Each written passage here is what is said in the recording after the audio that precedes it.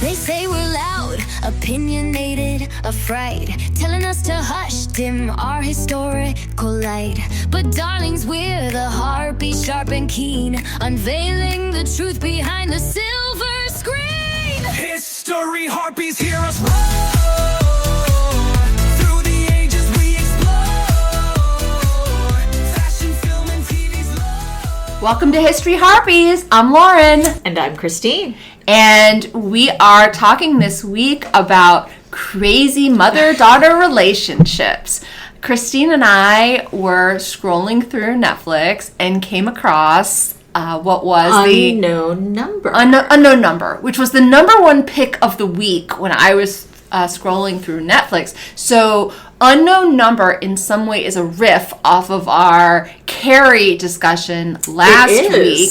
And so we decided to take Unknown Number and then to examine some derivative texts that deal with mothers and daughters and the conflicts that ensue. Now, it probably bears mentioning that Lauren is the mother of a daughter. I am not. I am just the mother of sons. And so Lauren perhaps will have some special expertise to contribute to this pod today. I really hope I don't, in terms of my relationship with my daughter resembling any of these films or the documentary we're going to talk about. First, though, I did want to maybe examine the new phenomenon of the rush moms, even though rush is upon us at some colleges, including ours. It may have concluded. I think it has concluded really by now, sure.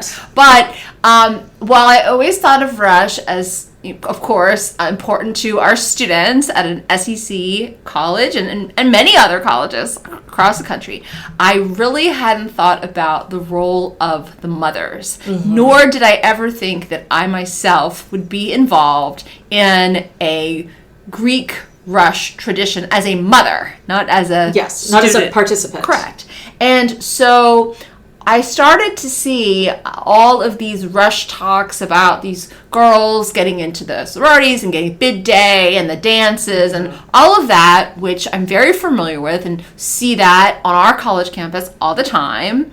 But what I didn't understand was the mother's investment in the bids and the infinite amount of money, time, coaching, styling, and everything else that goes along with getting the bid at the right sorority. And so my question to you, Christine, about your thoughts on this, we've talked a little bit, or maybe a lot, about kind of helicopter parenting, moms going to the prom, moms going, kids' classes.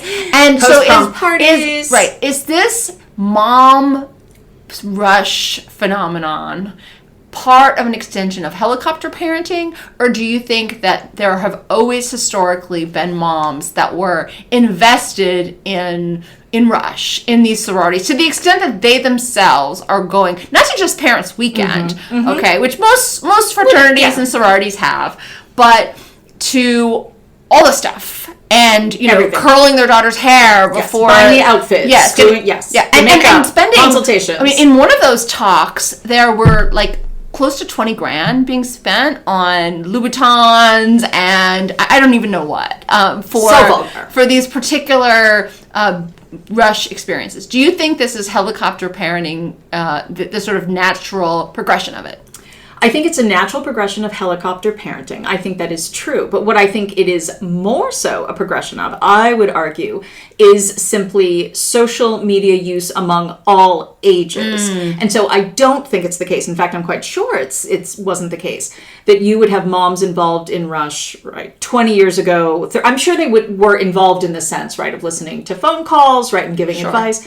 But in terms of this degree of involvement, and I will say, I haven't watched the TikToks, but as I told you, I did watch Bama Rush. Right. And enjoyed it very much. And where some moms gave cameos, and it was very clear even in Bama Rush that a lot of moms, especially the moms who had themselves been in sororities. Right, the legacies, that they were so invested in seeing their daughters get into the same house, right? Very often on the same campus. Sure, right? sure. Not just the same national. Sure. And so what I would argue is it's helicopter parenting, but where these are moms who want a great deal of attention themselves, right? Yes. Are not just living vicariously through their children as opposed to managing their children, but as opposed to the dance moms. As opposed to the dance moms, right? So not doing that as much, but wanting themselves to be on the stage, right? Again, to look fantastic, to post, right? Instagram reels about their daughters. And so I would guess that there is a healthy dose of that added to the helicopter motif. Interestingly, we don't see a whole lot of academic talk. You don't see a lot of parents, say, posting their kids, I don't know, Bad AI written papers. Or Glee Club, Other activities. Or their other activities, or their grades, or hey, my kid made Dean's List, I'm going to make a TikTok about it. You don't see Dean's List talk. Well, that is true. And of course, the other component, right, of rush talk is that for a lot of moms, they are still thinking about the comparisons among houses, right? They are thinking which house is the one on top. So it becomes an advertisement for their daughter's popularity, right? And beauty, social status. And so, and of course, the Glee Club is never going to do that same thing, right? And so that's the other interesting question. So for moms whose daughters are getting into kind of like the not super popular house, right? Presumably they're not going on and saying, look, my daughter got into the competition my daughter got rejected from the top 3 and here, is now like with a bunch of other girls who got rejected from those houses. Yes. I have to, I will tell one little sorority story if I can, which is that I knew someone who did rush and did actually join a sorority at a university that's not going to be mentioned here. Okay. And she told a story about one house that she rushed. And this house had some sort of like special like snack mix. It was something totally stupid and bizarre like that. And they would ask the pledges, what did this snack mix or whatever it was taste like? And so the person I knew who rushed and did not get a bid said, oh, it was so weird because you were supposed to say it tasted like X. And what I didn't say to this person who had rushed unsuccessfully is that I would guess the right answer pretty much depended upon whether they liked the girl or not, right? That this was a very easy way to get rid of girls that they did not think were really it. Right. So anyway, because I was like, it can't be the case that these girls... There's an actual answer. Actual right answer. So it's sort of like the voting registration drives in the South. Right. Whatever the answer is, it's not right. It's not wrong. right. Unless we already want you, right? And yes. Right. So I always, and I think of that in terms of are the moms posting like, oh, here are my daughter's failures. Right. Right. I'm guessing that's not Well, it's also a point of great pride. And I know for some of the moms I have talked about here whose daughters have joined the sororities of their choice or the sororities that they were in, it was a driving force in them attending the college to begin with. And I understand that. If my daughter went to my college and she won't and she won't do any of the things that I did because we're very different people, but I can understand the investment and the family investment in having these connections and following through. Well, one of the weird, and that does make sense, but one of the weirdest examples in Bama Rush, it's a girl who's like from Wisconsin or something, right? No family connection to Bama, right, at all. But for whatever reason, going to this place and joining X house, whatever it was, was absolutely illuminating for her. And her parents, in that case, were like, where the hell, did this come from? That you're like, I want to be, Kappa Kappa Gamma at Bama or whatever. So... I don't know. But you always have those people, again, I never quite understand it, but it is a phenomenon of itself, and I feel like someone should write about it. People who are obsessed with schools for no reason, but just are. They follow football teams that no one in their family has any connection to. They don't live in the region. There's nothing, but for some reason, they love Notre Dame. And you Yes. don't know why Yes. they love Notre Dame Yes. over, I don't know, Purdue or I don't know, some other place. But they love that place. Yeah. And then they want to go there and all of it. Again, my own children were not like that, and we are very regionally tied, and we don't have these like random associations, but a lot of people do. A lot of people do. And in some ways, I guess that's nice and comforting. It It certainly is a reflection of a modern American dynamic, Sure. right? That it has become sort of translocal. Yeah. And I always think our wonderful department coordinator and her husband became a huge Patriots fan simply because he was from the state of Michigan. Right. And so he associated Michigan, the state, with Tom Brady, the person. Right. And then began to follow the Patriots. And I'm sure he's not doing that now, right? Although if he is, that would be really interesting. Right. Yeah, for sure. And a lot going on in college football last night. Okay? Penn State in double overtime, which ended badly. Yes, so I heard. Despite the whiteout. But despite the whiteout, which is, again, I don't know if my son is alive today, but I hope he is. And then the sort of Bama, Georgia of it all, which, I mean, a lot of people might not associate this with this podcast, but, there's Lauren and I both watch college football. Yeah, we do. We've lived in the South long enough. Yeah, we drink some of the Kool-Aid. I don't know if we're even following the right teams necessarily. But yeah, having had a son at the whiteout game, which by the way, the tickets for the whiteout game are $400. He did not pay $400. I certainly hope and he not. somehow got in there. Okay, but that whiteout game, I mean, I don't know what to say about it. I don't know what to say about it. Although, as I told Jim, I do not understand why the players were not wearing white. If this is why weren't they? We don't know. Okay. We don't know. And that the whiteout tradition is fairly new. It's a 2004 tradition. So when Jim went to Penn State, there was no whiteout game. And again, if anyone's going to wear white, you would think these football players would wear white. You would think so. But they didn't. You would think And it made the game kind of confusing because their uniforms looked a lot like the Oregon uniforms. So anyway, so back to our mothers and daughters. Okay. But it is, I mean, the Bama moms, sorority TikTok, that does obviously point to many of the things we need to talk about with moms and daughters, the different kinds of relationships that they have, the ways in which moms very often want to see their daughters sort of as a reflection of themselves, and the way in which they or involve as a themselves. way that they can continue the parenting and continue their own existence. Yes. So in, what is it called again? In the documentary about the catfishing. How can you forget this? Unknown number. Okay. Unknown number. So here is one caveat to say before we talk about unknown number.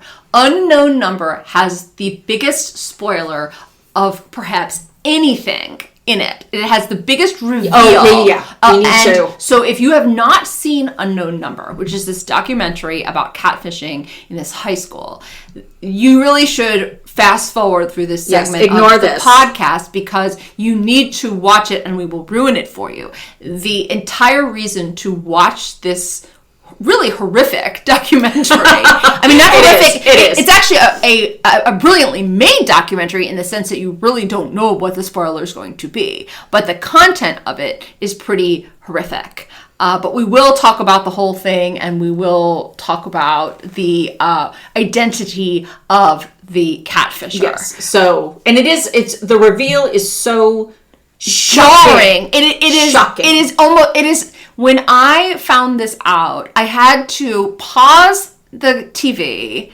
right? And just sit there for a couple minutes to process. And then I didn't believe it. I had to keep rewinding it and playing it again because I just didn't believe it. And you don't want to believe it. No, and you don't want to. You don't want to believe it. It is a horrible reveal. Okay, so this documentary is about this small town high school. There's only a couple hundred people that attend this high school and that have attended school together forever. They don't know any other. They don't know any other people. Yes. They're this really small community. They're really tight knit. Where is it again? Is it in Indiana? Wisconsin, Michigan, Indiana. Somewhere in the Midwest. One of those. Okay. One of those states with a lot of like blonde Lutherans in it. Right. Yeah. And so there are these two young lovebirds, Lauren and Owen, who start dating in middle school. And they're just a kind of puppy love, and they're really good friends, but they have a real fondness for each other, and they continue to date into high school. And at some point in high school, Lauren and Owen start getting these horrible texts. And they're constant, that are starting to say that Lauren is ugly, that they need to break up, that Lauren is... I can't even repeat some of the things that they say about her on this podcast, because it is so harmful, and it is so just...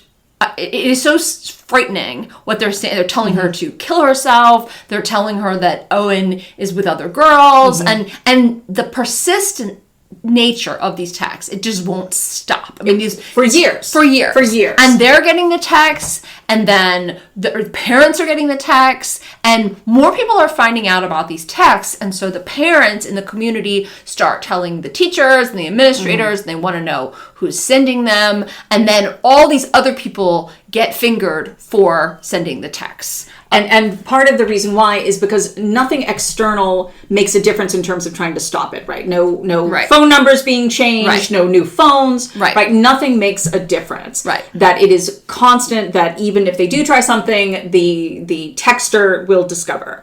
And also, Lauren has a poor to non-existent relationship with her boyfriend Owen's closest friend, who is another girl. Right. And there's very much this vibe that Owen's closest friends are these mean girls. Yes. Who and in some ways that I didn't really kind of understand that entire dynamic.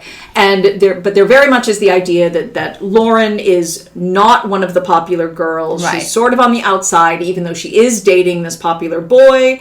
And that his female friends don't like her.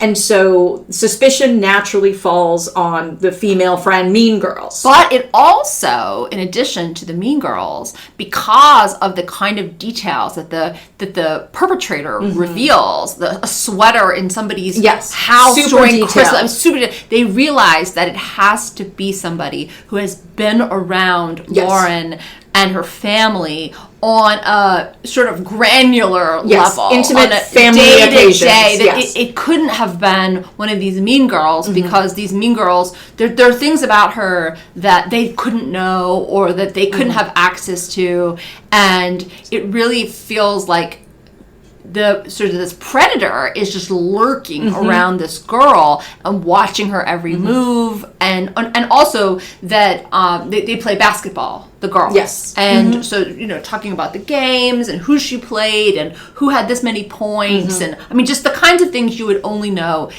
honestly, if you were this girl. And so suspicion falls, again, very naturally on her cousin. Right. And the idea that this is someone who would have been present at these events. Right. The cousin herself is someone kind of socially awkward and on the outside. And so there's the theory perhaps that she's just jealous, or she wants to get one of the mean girls in trouble. But she also then is sort of crossed off the list. Yeah. And one of the other things that is so disturbing about the content, Lauren, as you say, so much of it directed at Lauren is super hurtful, insulting, kill yourself, sexually graphic, but then the ones to him, and again, which start when they're 13? Yeah. Also sexually graphic. Really. And also not just dump Lauren, but again, very, very explicit. Yeah. And again, and written in a register that you would think is a teenager. Right. And so a lot of slang. Right, a lot of you, just the letter U for you, all of this sort of text slang. It's written in a way that would make anyone investigating this really cross adults off the list. Yes. Because you wouldn't think that an adult would even have any sense of the register of these kids in a way that I don't. In a way that sometimes, my kids will write me a text and I'm like, what is that? What does that say? What are you saying? What are you saying to me? You're writing, I don't want to do TS. I'm like, is that, okay, that's this shit. Now I know. But this person writing these texts is fluent in in teenage text language in a way that most adults, or even I would say most people that not of that generation, or even that high school might not be. Yes. But then teamed also, that's what was so disturbing about the text. So you have that, but then teamed also with this incredible sexual maturity. Yes. Right? The reference to blowjobs, the reference basically again to basically like having out and out having sex. Right. And again, super graphic. And so, So that's graphic. what is in some ways so disturbing about those texts, is that one and the same time it very clearly is a teenage voice, but then you're like, I really hope this is not a teenage voice, right? Because it is so sexually explicit, sexually mature, and also with this almost sort of pornified vibe, right? Where you're like, okay, this sounds like a teenager who watches a lot of porn, and I'm not crazy about that idea. Right. It's giving, again, it's giving sex offender vibes. Absolutely. But from a teenager's point of view and voice. Yes. It's very bizarre in terms of the way that these texts are coming about, and that this person who's sending these texts is also able to find other teenagers in other counties. At one point, Owen starts dating this other girl somewhere else, and she starts getting the text. And that whoever's doing it is a skilled IT person. Yes. I mean, they are not you can't encrypt it. The person's not just changing phones and changing burners. They have really kind of gotten it down. Yeah, so they have basically a masking app. So all of these texts, the number itself is masked, and so can't be tracked. And as you pointed out, one of the, I think, the ironies about this is that, in effect, the texter gets what he or she wants, in that the couple break up, right? Which seems to have been the goal. But then as Owen starts dating another girl at another school, the same texts happen with this other girl. And Lauren, in effect, gets like a relief, right? Sure. Seems to be the case. Sure. Because now the other girl is this target. And But that Lauren, ruins that relationship as well. But Lauren continues to be a victim of these texts, even when they break up. I mean, just telling her to still kill herself. She's saying you're ugly. She's saying all these things about, the texts are saying these things about Lauren's body. And just to also, this is a small detail but important if you're listening to this and you haven't watched this, is that the majority of the documentary is pulling from the records of the printed out text. So it's not like there's evidence that this was made up by somebody. Yes. The evidence is there. It is that there are thousands and thousands and thousands of texts. And so anyone could have said, oh, well, so-and-so just made up this was happening to them and wanted somebody's sympathy or whatever. That's out the window because there are records of these texts. Yes. The other thing about the documentary that I think that makes it quite brilliant in terms of the editing is that the whole thing obviously is told after everyone knows who sent the text. Yes. So in the beginning, the people who are interviewed are able to talk about this story and what has happened to them without revealing who sent the text. And as you say then, so very much the sense of sort of real time. And so we have interviews with the parents, interviews with the principal, all of whom are saying, right, this is the way it was when we first heard about it, right? And then it got worse, and then it got worse, and then it got worse. Right. And so we very much are reliving this experience. And one of the things, of course, that comes up so often is that the parents don't think that there is adequate investigation by the principal. They then don't think that the local cop is doing enough. And so there is nothing really is able to escalate in terms of the investigation until the FBI is finally called. Now, when the FBI is called, it is even taking the FBI a while to encrypt these texts. But finally we learn, the FBI learns, and we learned, it almost feels like we learned at the same time as the FBI. Even though, of course, the FBI had already known that the texts were being sent by Lauren's mother, Kendra, who had been in the whole documentary, who up until this point, however many minutes in, 40 minutes into this thing, has been talking about the text as horrifying, as trying to protect her daughter. We didn't know who was doing it. She was the basketball coach. She was, felt like a mother not only to Lauren but also to many of the girls, and she was just as shocked and outraged. And she had actually teamed up with Owen's mother to try to find the perpetrator. So the idea that this woman was herself the perpetrator, the mother of the girl who has been victimized for years now. I mean, maybe with daily 40 texts a day. Yes. Or more. I mean, we just don't know. We just don't know. And this mother is arrested. This mother is questioned, and the daughter is sitting right there. And we also learn that she had been telling her husband, Lauren's father, that she was working remotely and that she had been working in Texas and I don't know, all these other places, and that she actually had no job for multiple years and was just doing this stalking full time. This was her full-time job. Telling her daughter to kill herself was her full-time job. And I guess creeping around the school and creeping around the people, because there's no way she could have texted these things without actually following people, and it wasn't just sitting at home. She had to be sort of mobile. We don't hear as much about that, but there's no way she could have known all of these things just by living her life and sitting at home. Yes. But she did have a, SUV style storyboard up there with all the people pinned and, triangulated and connections. And it was just disgusting and horrifying. And so her explanation, which comes after she went to prison for a short amount of time. Yeah. She went the Owens family confronted her in court, and she hadn't seen Lauren again at that point, at the end of the documentary, but she basically sort of said, well, I didn't want to let my daughter grow up, and I wanted to cling on to her, and this is the only way I knew how.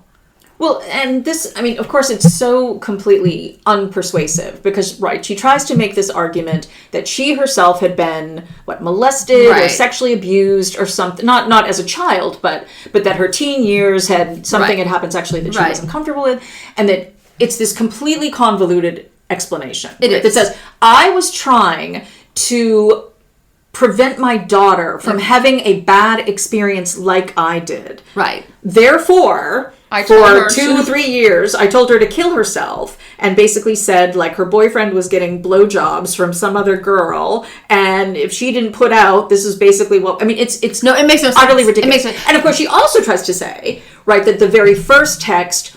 this is the other explanation, right? The very first text wasn't me. Right. But then I thought I would send Owen and Lauren texts pretending to be that person, hoping that then they would come back and say, is this Susie? And that would tell me who it was, right? No. And of course, none of these are persuasive. She's just a psychopath. Well, and I think there's evidence. I'm not an MD, okay, but I might have.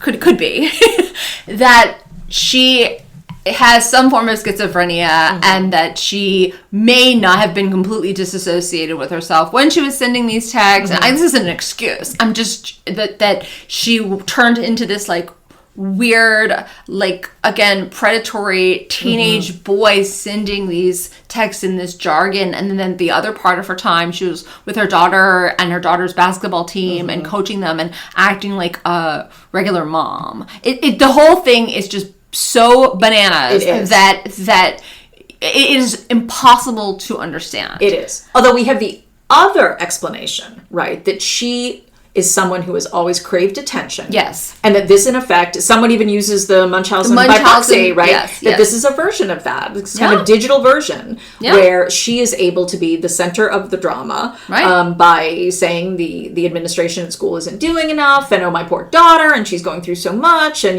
we're going to be detectives here. And so that's something else. But of course, there are better ways to get attention than telling your own daughter, you're ugly and fat and you should kill yourself. Yes. And not only the life of her daughter, but the life of Owen and the life of these other kids who were, accused and had to live with it and it was really painful for them too. Their families, she really destroyed this community. Yes. And it's the end when you see Lauren saying, I haven't seen my mom in a while, but I love her, and I really miss her. I hope I'll see her soon. Yeah. Is just troubling and awful, and your heart breaks for her that she wants to see her mom. Your heart breaks for her that this has happened to her. Her father has been, spending time with her, taking care of her, and seems like he's been doing as good a job as possible, given with this incredible trauma. But then we have the other dynamic too, right, which is so disturbing even to think about, but is unavoidable, that it also simply seems possibility she has a sexual obsession with this boy from when he's 12, 13. I mean, they show pictures of him when he's like just a little middle schooler. I know. When they started dating. I know. And until he's a teenager. And he does say, right, that there were moments where she seemed to be really attentive to him and, kind of give you a ride somewhere.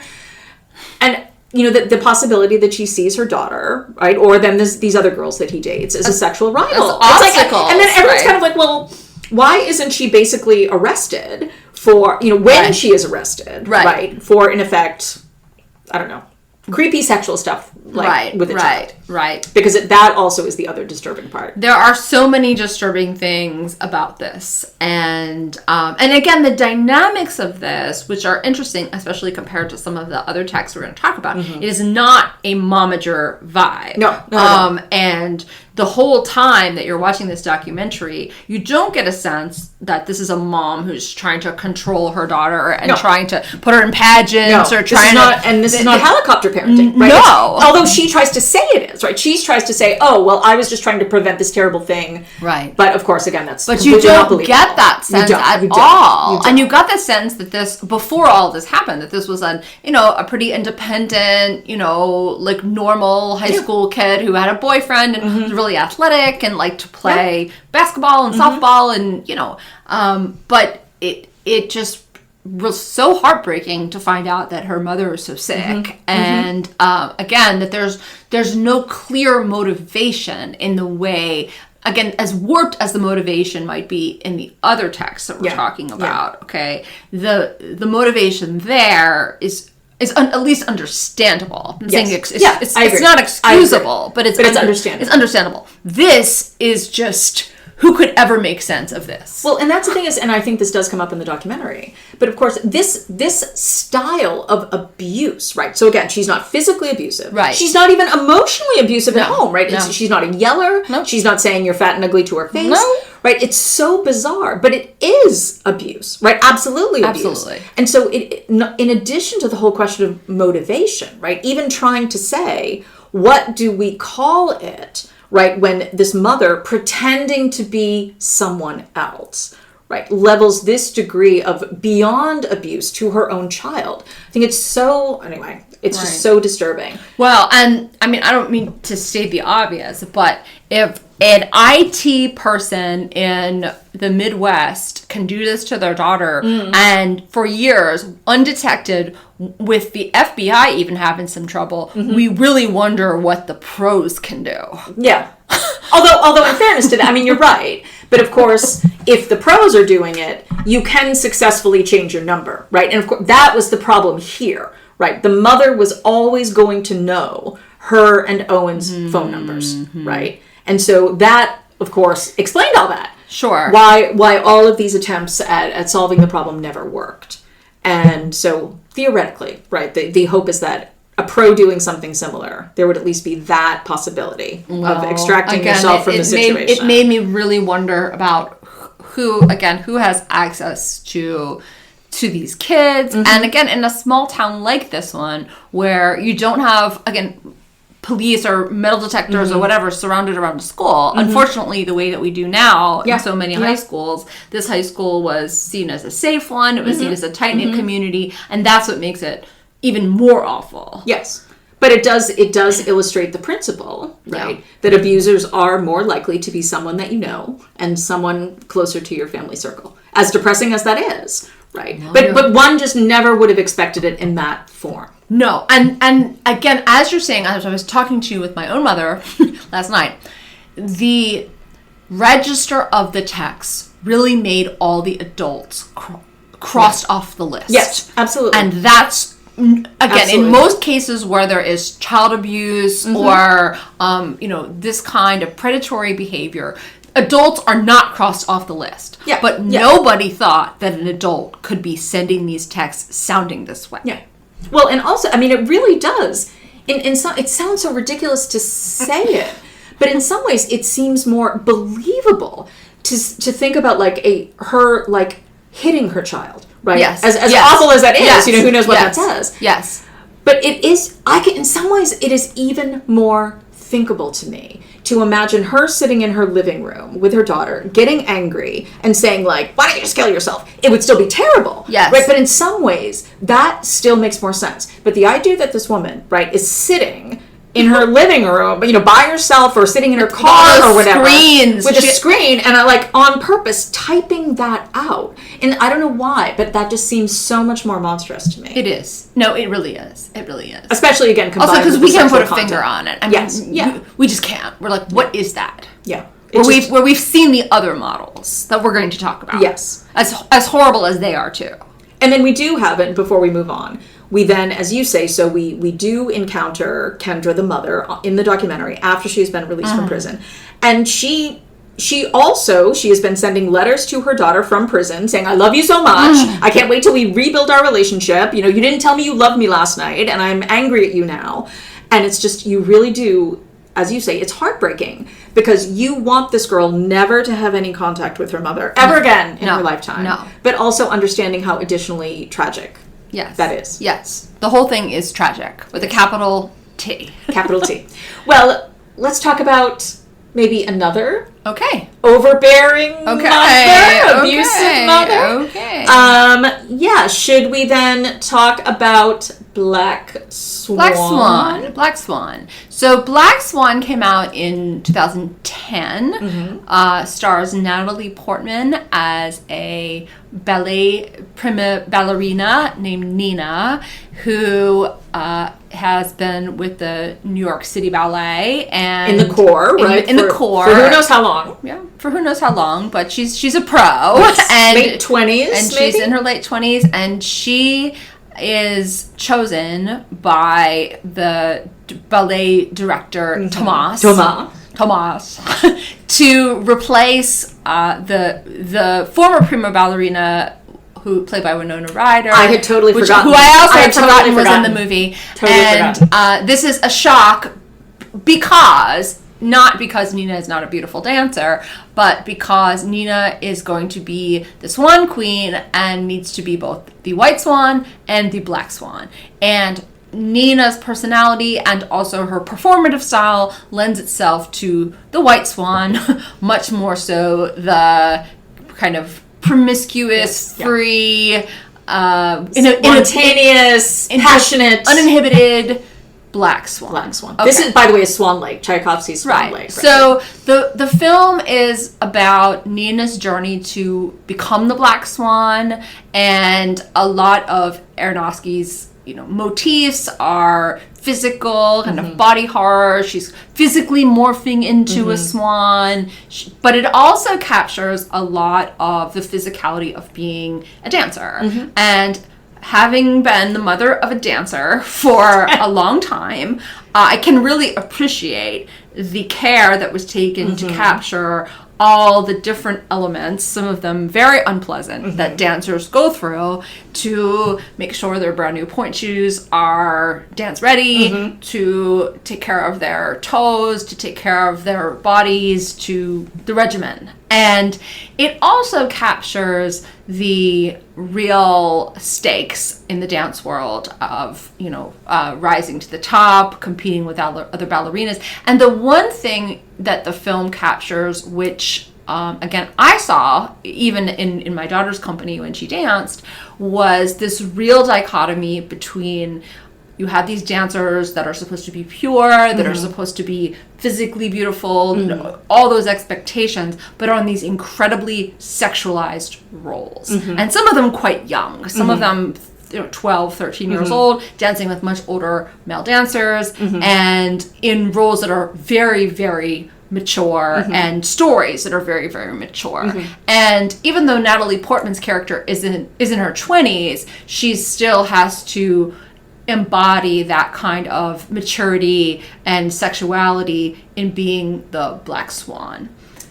But this also connects to the issue with her mother, played Yes. by Barbara Hershey. Yes. Because it's very clear that we have in Barbara Hershey's mom character, we have someone who did herself fail at being a ballet dancer. Yes. She tries to argue that she gave up this promising career because she got pregnant, although Natalie Portman's character, Nina, later says that this is not true, right? This is simply a story that her mother has been telling herself to explain her failure. But it's very clear that her mother has been keeping her as a little girl. Yes. So Yes. even though she is in her late 20s, the bedroom is still decorated Right. as if it is a child's bedroom, still has the stuffed Her mother animals. dresses her Her and mother undresses dresses her. and it's super personal and physical.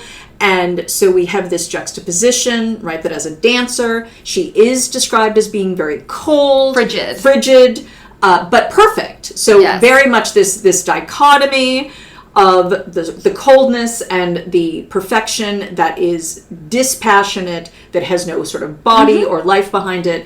And then again, the supposed black swan, more messy and passionate and more joie de vivre.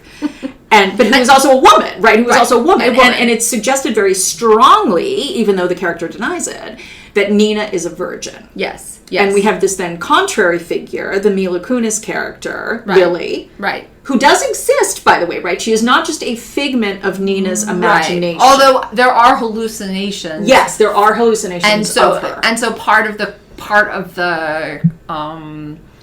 function of the film is to make you question what's in Nina's mind, what's not in Nina's mind. When is Lily there? When is she not there? Yes, she's a real person in the dance company, but many of the things that happen in the film that we see are hallucinations or figments of Nina's mind. Yes. As she's transitioning to becoming this black swan. So there's this irrationality that's embodied in becoming mature or uninhibited, or however you want to think about it. Being able to reconcile having both aspects of these personalities, right? Not just the white swan, but also the black swan. And one of the things you mentioned, the body horror, the nail, which of course in part is extremely realistic, right? Yes. But then we also have the unrealistic body horror, such as the wings starting to sprout from her shoulders. But what we also have so often in this film is, which also makes sense, images of mirrors and reflections in windows, right? Over and over and over again. I mean, in a very unsubtle way. Darren Aronofsky is not the world's most subtle director. No. He's just but also the mirror showing sometimes her, sometimes showing Lily, sometimes showing her mother, sometimes showing these kind of rotating images of people. And so you don't know exactly who she's imagining herself to be at a given time. Yes, and very disturbingly, this happens when she has an imagined sexual experience with Lily. Right. But she sees her own face, which actually I think is one of the quite creepier things. It's pretty creepy. But and I just have to say, I think that what I assume, I've never looked this up, but that one of the inspirations for this is Ingmar Bergman's Persona, which is a wonderful, but in some ways very dark film about a woman who has become mute, and the nurse that is hired to take care of her, they in effect start blending into the same person. They look physically alike, and they become intertwined in their personalities, and this has been my assumption. It definitely has nothing to do with dance, and isn't even really about physicality at all, but I think that this is something absolutely... We actually did not talk about that with The Substance. Oh, that's true. That's true. You never brought that up when we saw true. The Substance. I did not. But there is, although Substance came out recently, there definitely is Black Swan energy in The Substance. Yes, I completely agree. There's no question. Yes, that absolutely. Even though they're two different people in The Substance. And this doesn't deal with the issue of age in the same way that The Substance does. Yes, we only really see it in that it's very clear that Winona Ryder's character, right? She's being given the boot because she is perceived now as being too old. Sure. And who knows what? Winona Ryder would have been 40? Right. When that, but for a dancer, yes. Yeah, that is realistic. Yeah, also that she had it seemed complicated relationship with Tomas, who pretty much slept with every dancer in the company. And doing so basically telling himself that this is spurring, creative greatness. Right. For him basically to bang the dancers. Right. You know, Right. So I have a question for you. Okay. And we can talk about the sort of Barbara Hershey of it all, but you told me that you didn't like this film anymore on this, I don't know what number of viewing for you? Second viewing than you did when you initially saw it. Correct. And I thought that I would like it better. And I don't really know what it is. I think part of it is that I do have a strong dislike to Natalie Portman as an actress. Oh, interesting. And of course, she did win the Best Actress Oscar for this role. Right. And I think that, in some ways, I think it reflects exactly what Thomas says. I feel this way about Natalie Portman. Okay. I feel like she's a beautiful woman, right? Exquisitely beautiful. Yes. I feel like she has no sex appeal. Oh. She has no charisma to me. Oh, okay. And maybe in part it's just thinking of, Padme Amidala from the terrible Star Wars prequels. Okay. But I've always thought that her best acting is in The Professional, right? When she's 12 years old, when she's great.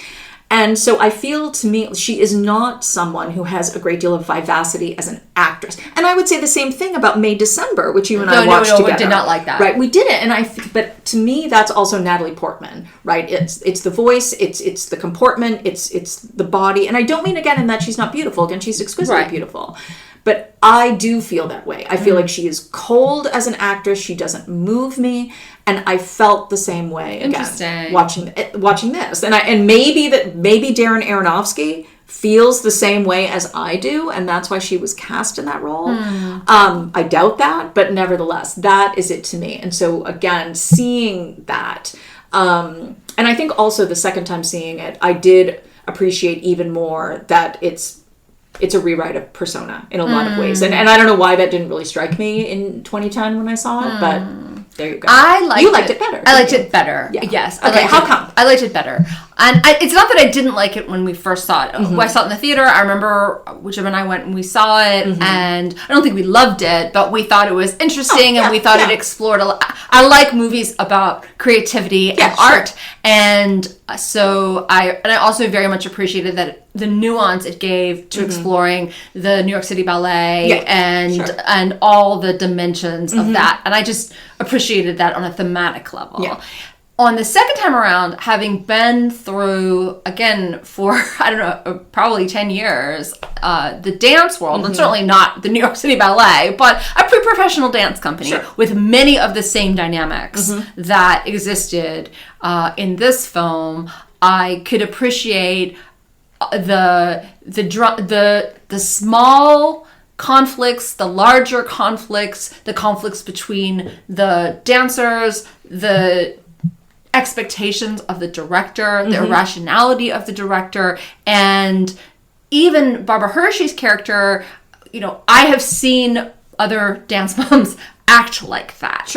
And so for me, there was an element of realism that came into it in seeing it the second time. And also, I guess I appreciated that Natalie Portman, all the work she had done to embody the role, the training, the weight loss, the dance training, even though she was a dancer as a child, but she wasn't a professional ballet dancer. And it is her dancing. So part of me appreciated all of that in a technical way that made me appreciate the film more, even though some of it, as you say, is wacky and not make a lot of sense and creepy. But again, there's a truth in it, and even though I think Natalie Portman, again, I agree with you that she is cold and that some of her acting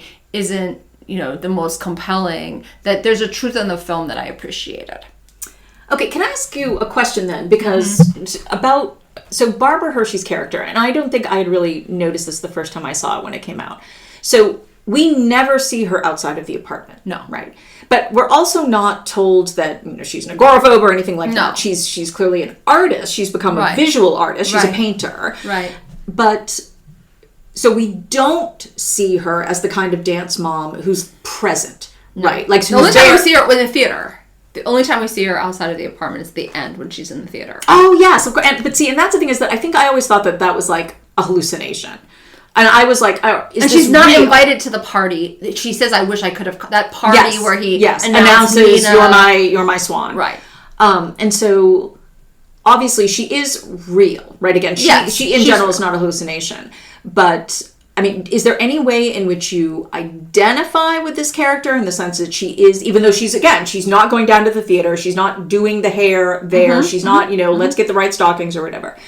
Does that character seem real to you in terms of being like a dance mom? Someone who is a parent of someone who is in the ballet world? Well, I guess the difference would be the age.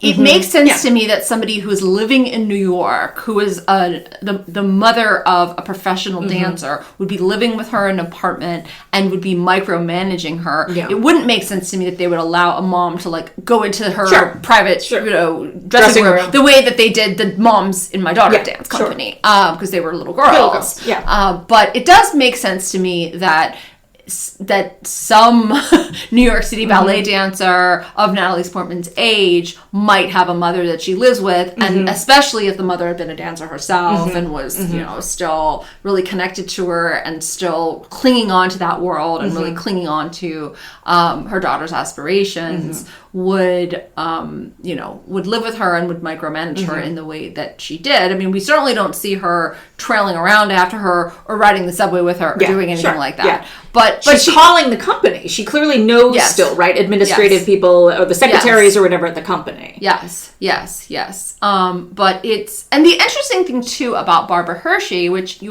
when Natalie Portman gets the role, surprisingly, Barbara Hershey is happy for her, but it doesn't seem like if Natalie Portman had just been a company member, that Barbara Hershey would have flogged her or something like that. Yes. Yeah, I agree. That she was just wanting to care for her daughter and again keep her young and keep her like a child and keep her immature. And the other thing, because it's a hallucination, this is a part of my critique of the film, is that we really don't know how much Barbara Hershey is appalled by Natalie Portman going to the club and going out and drinking and being with Mila Kunis, or even having a girlfriend in the apartment, because that's all, I guess, a hallucination. And we don't see her reacting, except for there's that scene where she gives her the cake and Natalie Portman's like, I don't really want the cake. And then she's going to throw it away. And like acts like a psycho. But nonetheless, we don't see her reacting to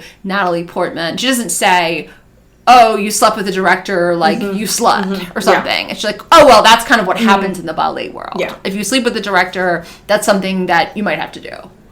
But we do also have, I have to bring up, again, the creepiest scene. Yes. The absolute creepiest scene, which is where Natalie Portman wakes up in the morning and basically attempts to masturbate because Thomas has said, right, go home and touch yourself in his French accent or whatever. Anyway. Ew. And so we have this absolutely appalling scene where she's doing it, she's getting really into it, she sort of rolls over very naturally and opens her eyes, and her mother is sitting asleep, luckily. But her mother is 3 feet away from her, sitting in a chair asleep, and which raises the question that I think is not answered in the film at all, probably on purpose. Is it the case that part of this whole girlhood thing, that it really is her mother has done whatever she could practically, right, to stymie this budding sexuality, and that so in a sense it's kind of her fault, right, that her daughter isn't sort of Black Swanish.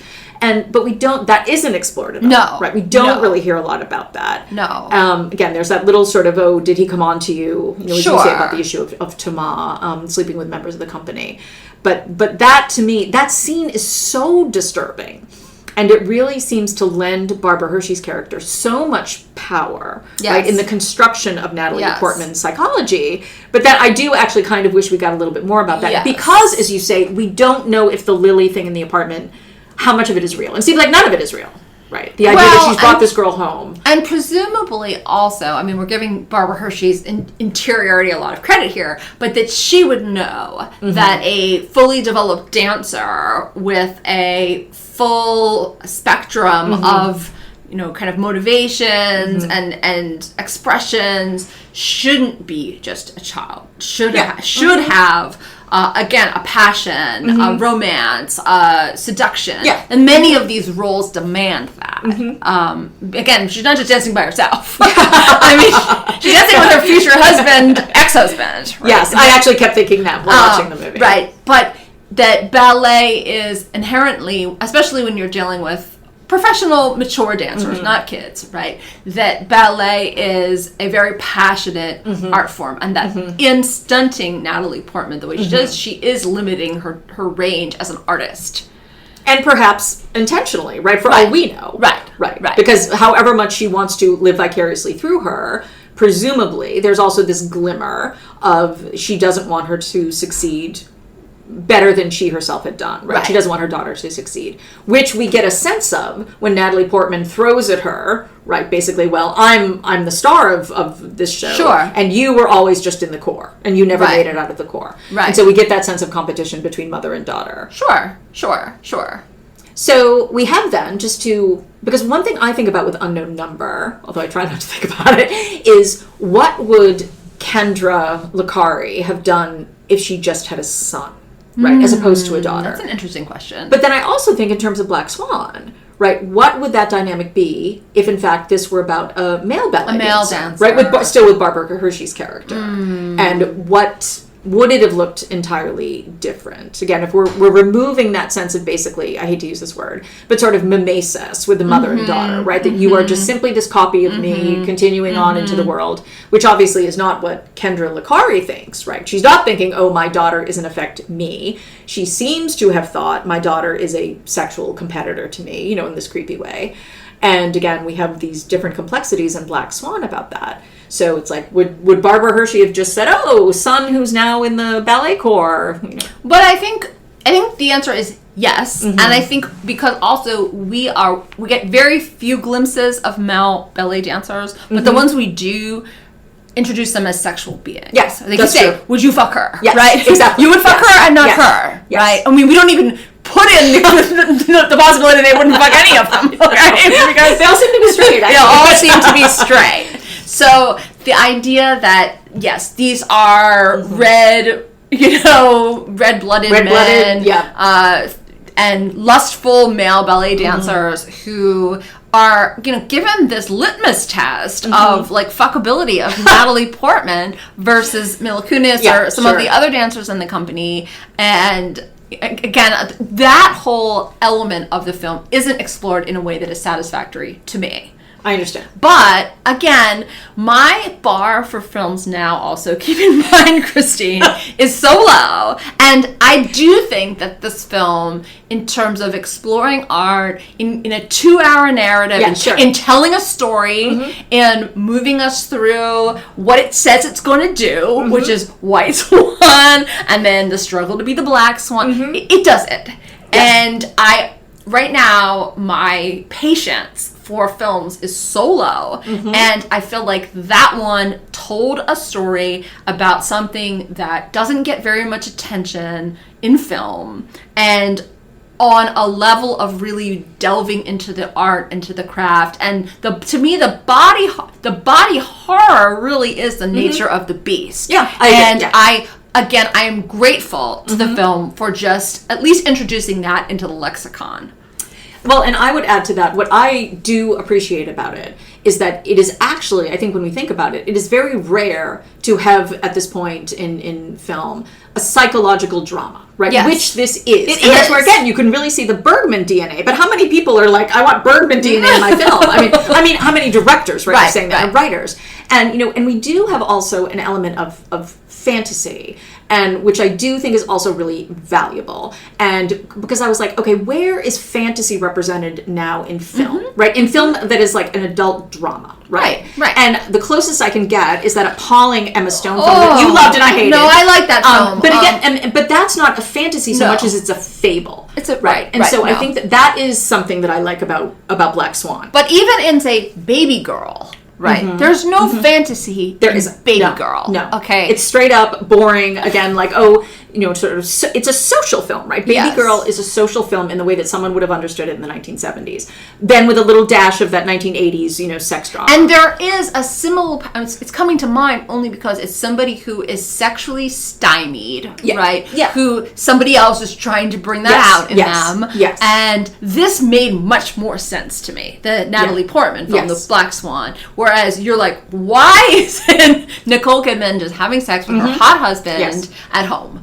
We don't know why it has to be about her. And the idea that she's a dancer and that part of being a ballet dancer is this purity, both reinforced by her mother, but also by the nature of the craft in general. Yeah. And the hyper focus on the body. Yes, that all makes sense to me. Yeah. And so, again, compared to anything I saw, say, last year, Black Swan is a 10. Okay? I'm not saying Black Swan. I'm not saying Black Swan was a 10 when it came out, I felt that way about it. But the bar is now low. But the bar is so low. The bar is now low. Yeah. Okay, well, let's talk now about our last mother-daughter pairing, which I have to say, we watched Mommie, Dearest from 1981. 81. I think you're right. 1981. 80 or 81. And very sort of at the time when it came out, very notorious, very controversial in depicting this beloved screen star, Joan Crawford, whom we talked about when we talked about the woman, because she plays Crystal Allen.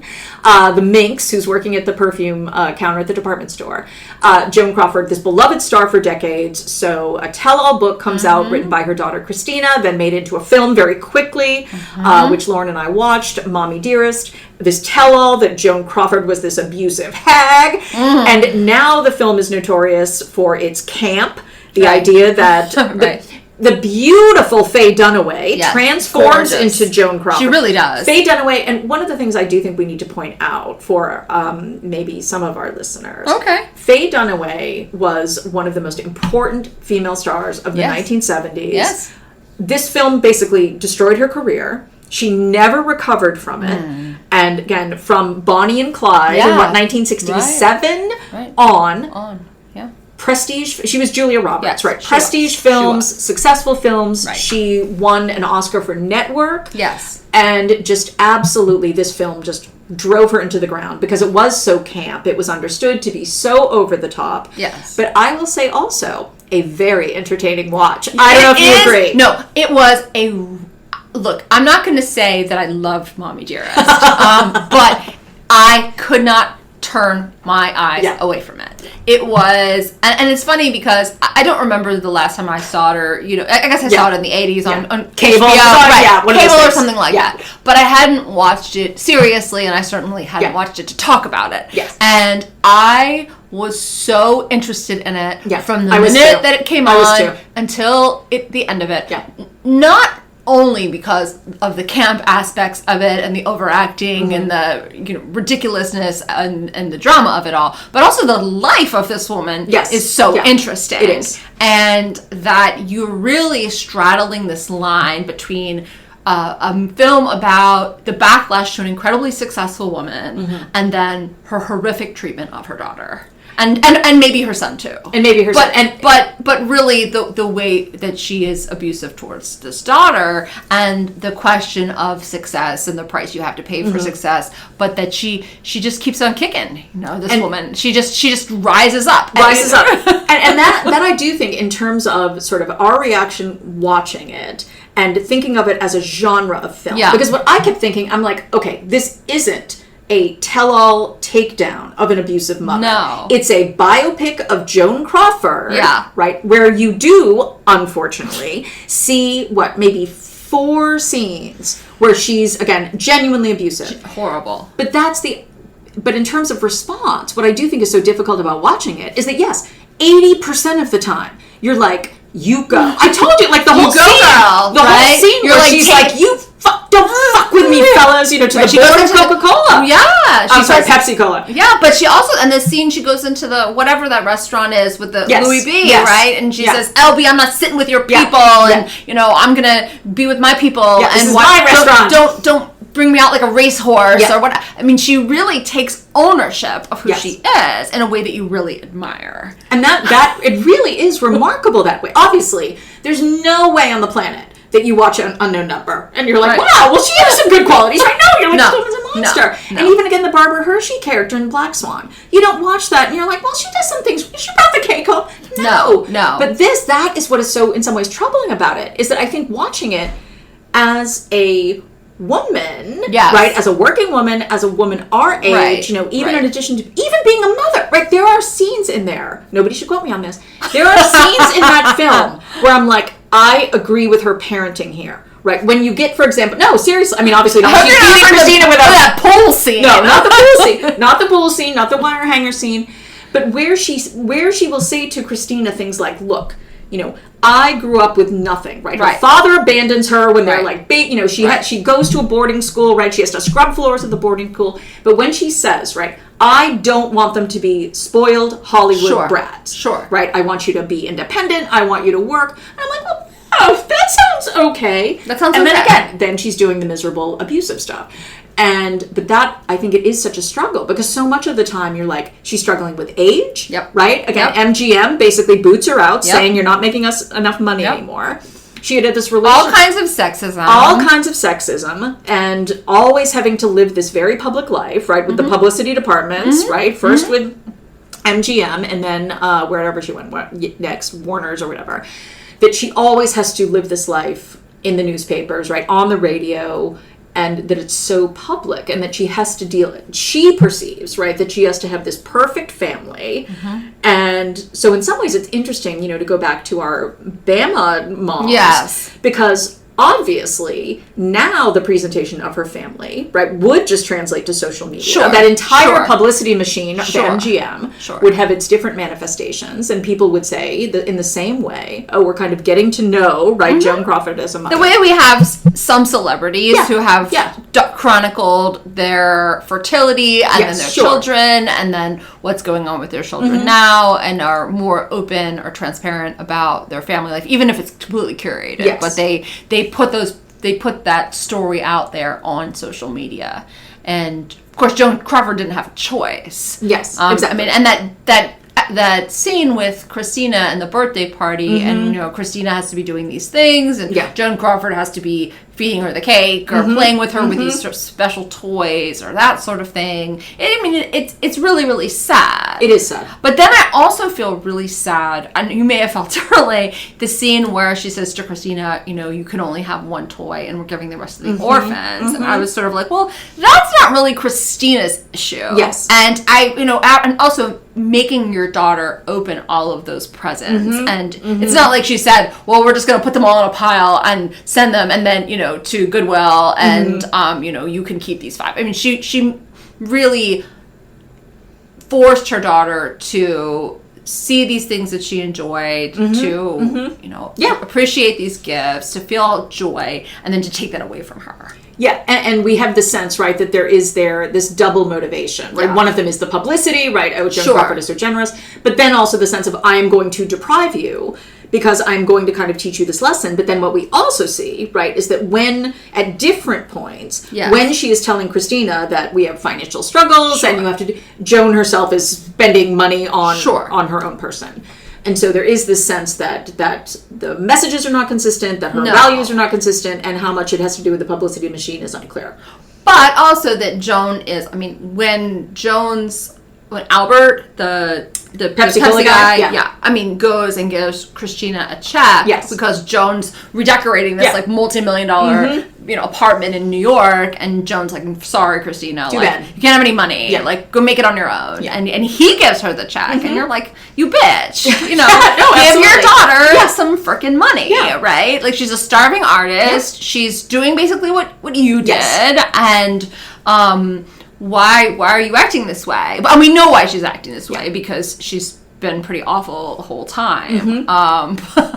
But also that she has this real inability, of course, to reconcile her own fame and when her success is not the way it used to be, Christina's to blame, or it's being chronicled, right? The interview with the journalist, and Christina comes in and sort of like, why are you doing this, and why are you here, and now I'm going to like strangle you, and this journalist, journalist is watching, and this story about Joan Crawford's going to get out, that she has to try to strangle her daughter, but ultimately Christina pays the price. Because she takes her and she, sends her away again, and maybe that's good for Christina in the long term. Well, and I think my big complaint about the film is that it is very choppy, right? Yeah. And there are all these things where I'm like, wait a minute, I don't understand what's happening. And so we do have this, because we have the sense, okay, she's sent off to boarding school, she doesn't want to go, she's then sent to an even harsher Catholic boarding school, she doesn't want to go, but then she's kind of like, well, you took such great care of me. And so one of the things that I think is difficult and poignant in the film is that you do have the sense that Christina always wants Joan Crawford to love her. Yeah. Right. And I think one of the most interesting scenes, after we've seen all these scenes of abuse, the wire hangers, the clean the floor, everything, that when Joan Crawford comes to the crappy apartment and Christina looks through the keyhole and she sees it's Joan Crawford, and we see her smile, right, that she's actually happy to see her mother, and she's like, after she dies, I only wanted you to love me, and I hope it's true that she loved me.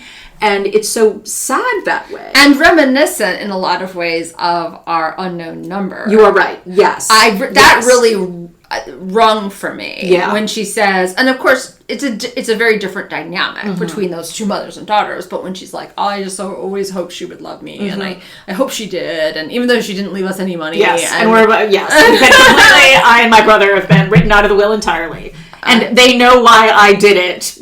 Who knows? Right. Who knows? Even though there's, again, that Christina has done nothing but good for her mother, that we've seen while she could, that she was there for her when she needed her, that she came home, she did the laundry, she was there for her when she was ill, she accepted an award on her behalf, as much as we could see of that dynamic. And there's not a lot of it when she gets to be older. Yes. We don't see a lot of her as an older daughter. Yes. And actually I thought that balance was unfortunate, because of course so much what we see when we have the younger Christina is what we see kind of glimmers, right? That Joan is either kind of not quite jealous of her, but that Joan doesn't want her to be an actress, right? She doesn't want her to sort of dress up, right? We have the scene where she's angry a couple of times when Christina says, I'm just kind of play acting, where it's not really clear what the problem is. Right. And so I actually did wish that we had more of a kind of nuanced dynamic, nuanced understanding of that adult relationship.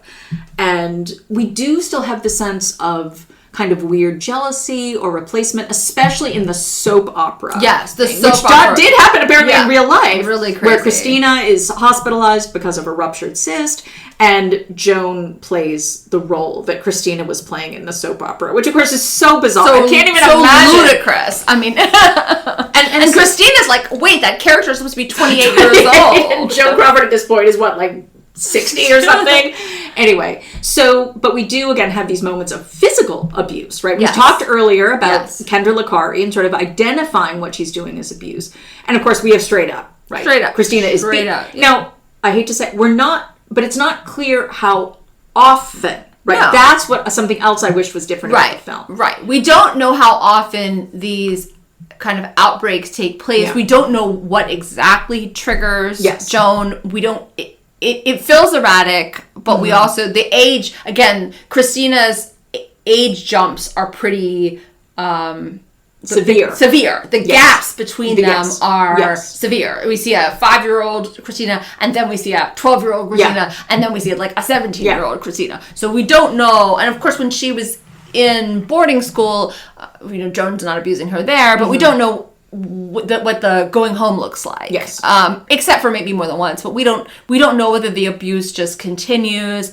And we do know when she's in the relationship with the lawyer, right? Like that relationship is a good one for many years. Yes. And she adopts another child and they're together and the kids call him uncle and they think of him as a parent and everything is going fine until, of course, her career starts to really flounder and she associates him with LB or all that. Yeah. But that she was in a healthy relationship with both of the men we see on screen. Yes. At least. Who are depicted as being kind to the children. Correct. Both of them. Both of them. Albert, yes. Albert from Pepsi, yes. And then the other guy, I can't remember what his name was. Who's the lawyer at MGM. The lawyer, right. Yeah. We don't see those guys as being outliers or in these like really troubled waters with her or so it's a question of like again just formerly beloved figure, but she's really awful to her daughter and a daughter that she wants desperately. Yes. And one of the most interesting dynamics is that, of course, as we learn, it was illegal for her as a single woman to adopt in California. Right. And so Christina and then her brother have to be, in effect, sort of bought under the table by the lawyer, whatever his name is. Because she is a celebrity. But she cannot legally adopt a child. And so we have she's had multiple miscarriages, right? This is something she really, really wants. Right. And so, and we're even told this, right? Adopted children are the most loved children because they were chosen. Sure. But then we have all of these moments that completely belie that, but we don't really understand why. And one of the things that was a little bit confusing to me is I wanted a better through line about her drinking, right? Because obviously we see her drinking a lot, but it wasn't clear to me that these erratic moments, right? These very, very physically abusive moments are connected to drinking. Right. Some of them are and some of them aren't. And so it's just impossible to know and to map. And I thought that, in some ways maybe that just reflects reality better. Right, sure. But that's the thing. We do have this incredible juxtaposition, not just of this woman who is beloved by fans, but these two very good men, right? As you say, who seem to love her. Right.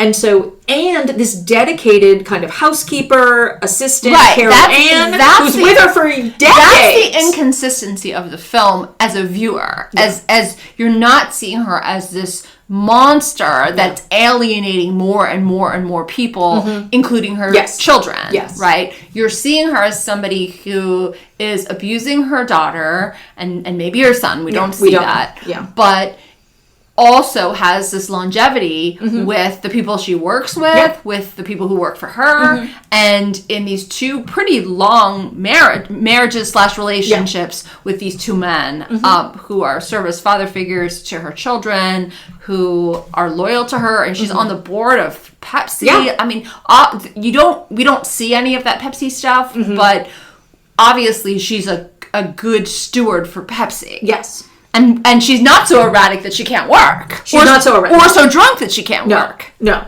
And as I told, I absolutely have to bring up that what we do see, and in some ways I wish they had also done a little bit better about tracking her career. Because we are told, right? We're told the whole end of the 1930s, she's told she's box office poison. Right. Mayer, who really has been this father figure to her, says, sorry, your career at MGM won't even walk you to your car. Won't even walk you to your car, after dedicated service as an actress for years.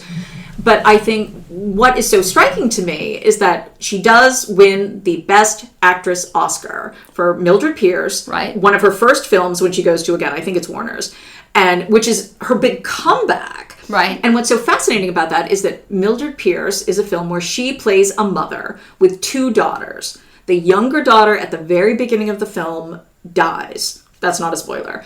But the entirety of the rest of the film is about her relationship with this super spoiled daughter who looks down on her in terms of social and economic class, who wants to be, again, kind of in this Pasadena society. And Mildred Pierce is this unbelievable, kind of like struggling, self-made woman who creates this business and is super successful. And always with this desire to be desperately loved by her daughter who despises her.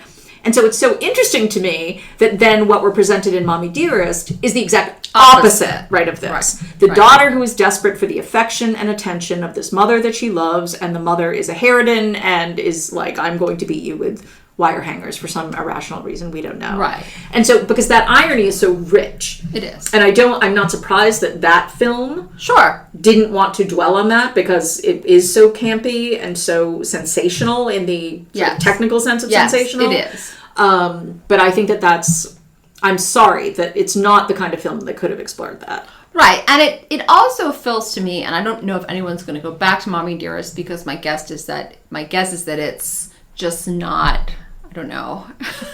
It's probably not something anyone wants to talk about in this particular climate. But it would be interesting to have a more complicated and more careful examination of that film. And or even of the original memoir. Yes. So that we could get some sort of sense of how somebody can balance, right? This, because again, this is not unknown number. It is not. It is not. Or is it? Because again, we saw unknown number mom, Kendra, acting like a totally normal person and married to her husband and all that. Yeah. But this shows both a woman trying and succeeding and being very successful professionally, holding on to relationships with everyone around her and being a complete bitch and, you know, a monster to her daughter in some cases. Well, and that's when I think that, you know, not to, and I think that in terms of the current environment, it is worth pointing out one of the difficult things, right, both about the book that Christina Crawford wrote and then this film, is that people, of course, came out at the time when the book came out and said, obviously, they didn't witness everything, right? But there were people who said, you know, I knew Joan Crawford for, 50 years or whatever. And the soap opera event is a good example, because the producers of the soap opera came back and said, well, the only reason why Joan Crawford played that role in the soap opera, we were going to fire Christina. Oh, we were going to fire her. We were going to cast it with another actress. Joan Crawford came to us and said, whatever it takes for her to keep this role. Right. And so very much, of course, in the film, it's depicted as Joan's out of control, right? She wants to seem younger, egomaniac. Sure. But then apparently the reality was very different, that she did that for Christina. And so obviously people were witnessing family dynamics that are very different from the actual intimate family dynamics, right? Yes. Of course. But there was backlash. And two of Joan Crawford's other children said, well, she just wasn't, that didn't happen. Right. And apparently Christina Crawford also said, well, the movie was a little bit exaggerated. And so that, I think, is what's so difficult, because, as I mentioned before, in a sense, I want to see the version, the not director's cut, but I want to see the non-abusive cut. And it was terrible as that sounds. No, I know what you're saying. The non-camp cut. The non-camp cut. Or the other side, the cut that is 3 hours long, that is able to flesh out, right, these abusive moments. Sure. I think much better. Sure. Where you don't think like, well, where did that come from? Right? Either psychologically or even narratively, right? I don't understand where that came from. Right. Right. Yeah. No, I agree with you. And I think it's interesting content. I don't think we're going to be revisiting it anytime soon. I concur. And I do think also, again, it falls into, if we go back to the Mariska Hargitay paradigm, abuse is abuse. I believe her. That's where that's going. Yes. And I'm not saying I disagree with believing women and in condemning abuse, but I don't think there's going to be any black and white. Yes. I agree. And maybe the last tiny detail to point out before we do maybe book recommendations, if you have one. Okay. But the other tiny detail is that, of course, Mommie, Dearest as a book and then film, they were so successible that, I don't know if you remember, but then Betty Davis's daughter, right, immediately came out with a book. It was kind of like, well, she grabbed me once or twice. Kind of like, where's my check? My mom was sort of a bitch, too. So, yeah. Anyway. So, do you have a book recommendation? I would say, I feel like I keep suggesting fiction and not history books, and I really should, because, of course, there's so many wonderful history books about Hollywood in the 1940s and 1950s.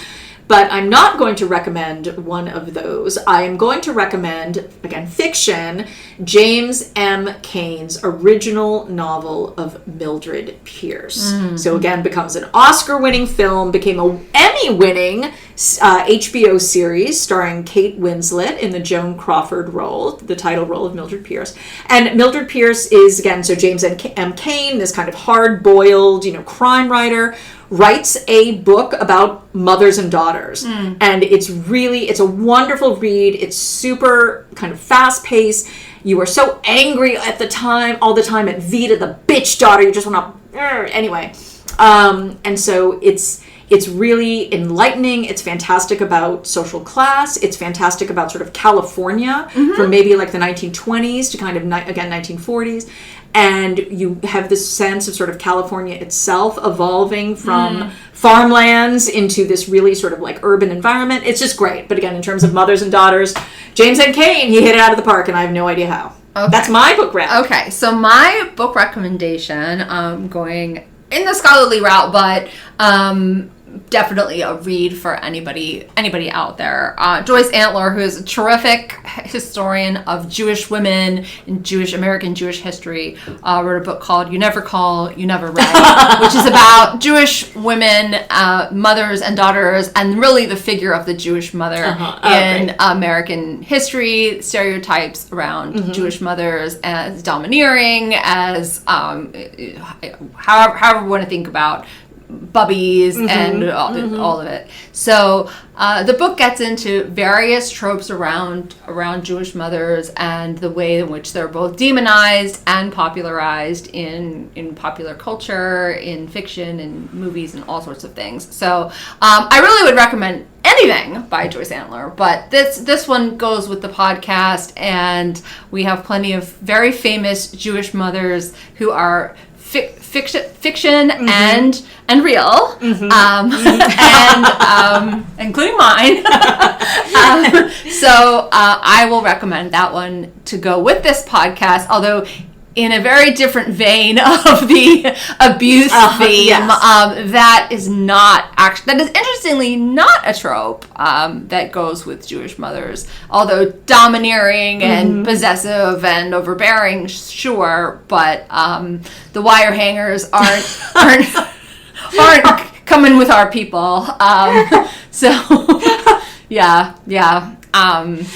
Well, that sounds great. And I guess that's all we have for today, Lauren. In our 12th episode, we didn't mention before, this is our 12th episode, talking about mothers and daughters. It is really impossible to believe that we have been at it for 12 episodes. That's amazing. And we'll have to think about what we're going to do next week. Although I will say, just to finish off, I know we've been going on, what was your most favorite Emmy look, because we are coming off of the Emmys, and what was your least favorite Emmy look? And you can relate it to mothers and daughters if you'd like. Oh my god, you know what? I think the Emmys have completely sort of like washed out of... Wait, who was it who had the like... Oh, see, that's the thing, is I'm going to be like, who had that dress that was that? I honestly can't think. It's been too long. I know it's only been like 2 weeks, and it's like totally... So I'll just ask you. Well, it's also going to be difficult for me.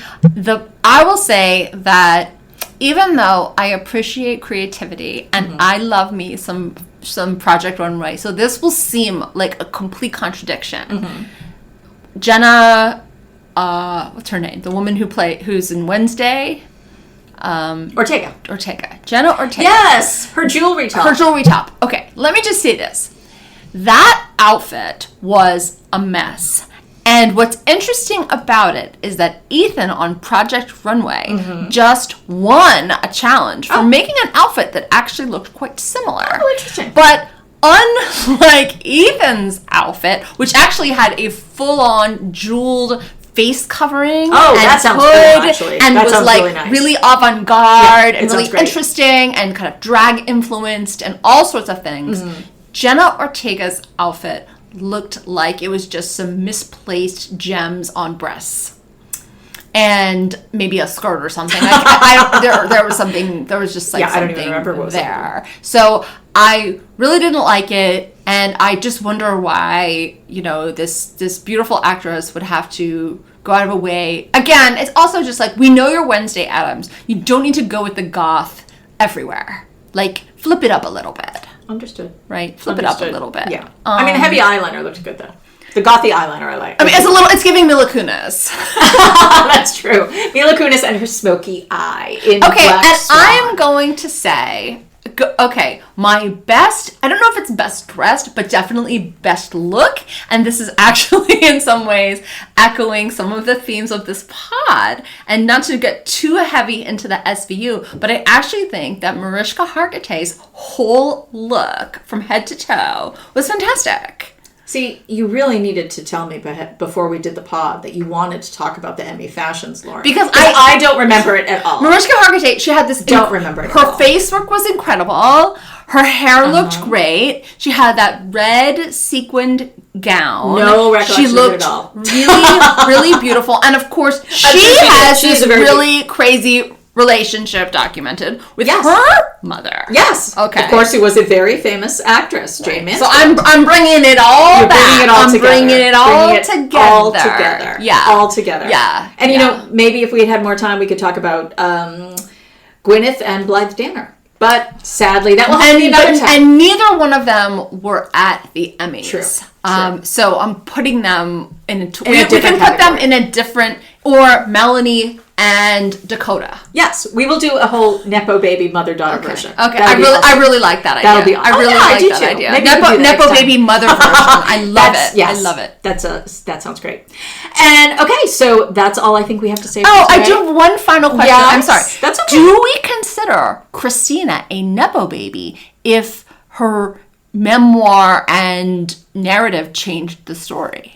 Can Nepo babies be people who tarnish the reputation of their Oh, that's a great parents? question. I think that needs to be a question for our Nepo baby mother-daughter thing. Not that we'll talk about Joan Crawford again, because we won't, but we will take up exactly that question. Okay. Well, until then, Until then, Harpies out.